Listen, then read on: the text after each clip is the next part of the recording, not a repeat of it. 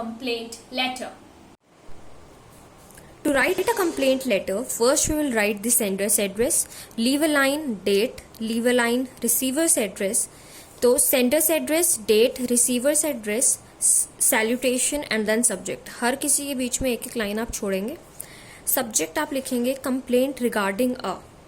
हर complaint letter में subject जो है आपका इसी तरीके से आप लिखेंगे complaint regarding defective washing machine या फिर डिफेक्टिव इलेक्ट्रॉनिक आयरन, जो भी आपको क्वेश्चन में दे रखा है उस हिसाब से. Now we begin our first paragraph. ये फर्स्ट बेसिक पैराग्राफ है जो हर कंप्लेंट लेटर में अगेन सेम रहेगा, एंडिंग भी सेम रहेगी. Let us see how will begin and end the letter.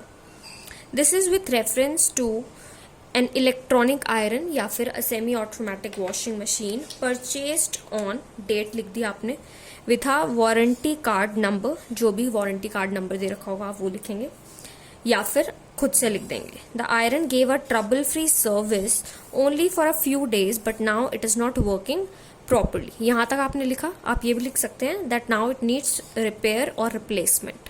ठीक है, ये आपका फर्स्ट पैराग्राफ कंप्लीट हो गया. नाउ सेकंड पैराग्राफ में आप अपनी प्रॉब्लम डिस्कस करेंगे, अच्छे से बताएंगे कि क्या प्रॉब्लम आ रही है आपकी इलेक्ट्रॉनिक आयरन में या जो भी आइटम के बारे में आप डिस्कस कर रहे हैं.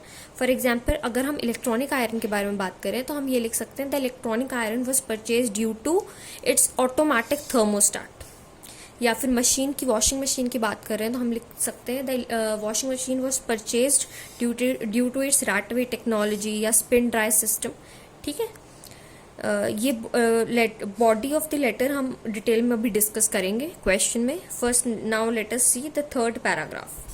जो थर्ड पैराग्राफ है वो आप ऐसे लिखेंगे काइंडली सेंड अ मैकेनिक और replace it at the earliest. Your company is well known for its customer satisfaction. आपकी कंपनी बहुत ज़्यादा वेल नोन है या आपकी शॉप बहुत ज़्यादा वेल नोन है अपनी कस्टमर सेटिस्फैक्शन के लिए, which is ultimately the best strategy of all the business. And I hope that I will not be disappointed. I hope you will attend to my complaint at the earliest and will not force me to knock the doors of the consumer forum. Thanking you, yours sincerely, XYZ.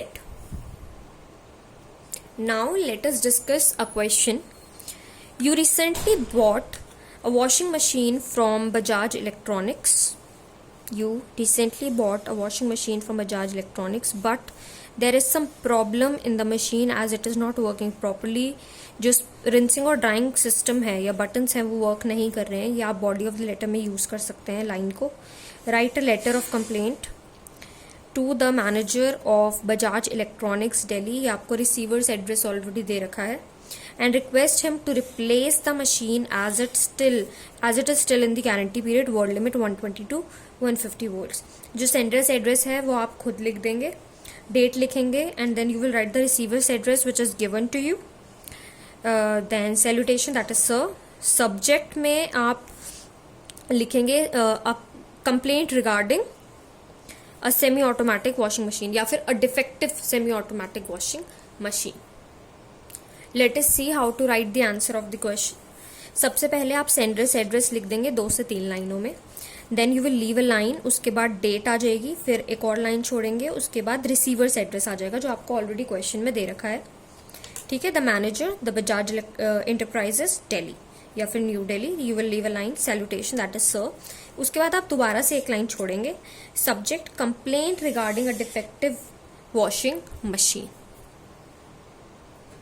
Now we begin with our first paragraph, जो है basic paragraph जो आप हर complaint letter में modify करके लिख देंगे. Okay, so this is with reference to a semi automatic washing machine purchased on, यहाँ डेट लिख देंगे, with the warranty card number,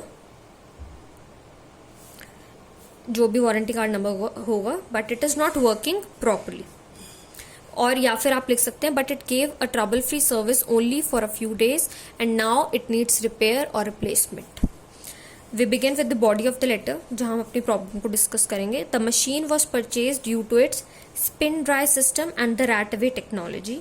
it gave a satisfactory service only for a few days but now it is not working properly. जो rinsing और drying buttons हैं वो properly work नहीं कर रहे हैं. ये आपको क्वेश्चन में ही दे रखा था. Moreover they start by their own at times which is really risky, जो कि रिस्की है. You will use such words.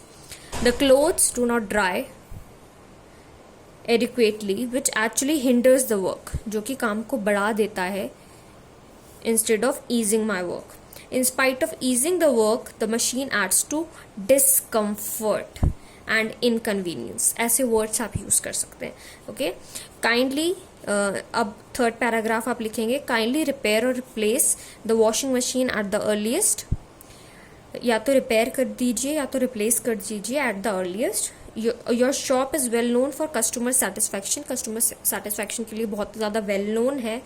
And I hope कि आप मुझे डिसअपॉइंट नहीं करेंगे. You will see to my complain, you will reply to my complaint. Okay, and you will do the needful as early as possible and will not force me to knock the doors of the consumer forum. ठीक है, इस तरीके से आपके first और third paragraph हम already discuss कर चुके थे. इस तरीके से you will apply it in the question. और ये सेकंड पैराग्राफ आपने देख लिया कि किस तरीके से हम अपने पूरी प्रॉब्लम को बहुत ही प्रिसाइजली, बहुत ही प्रेजेंटेबल तरीके से अच्छे वर्ड्स यूज करके यहाँ पर डिस्कस करेंगे.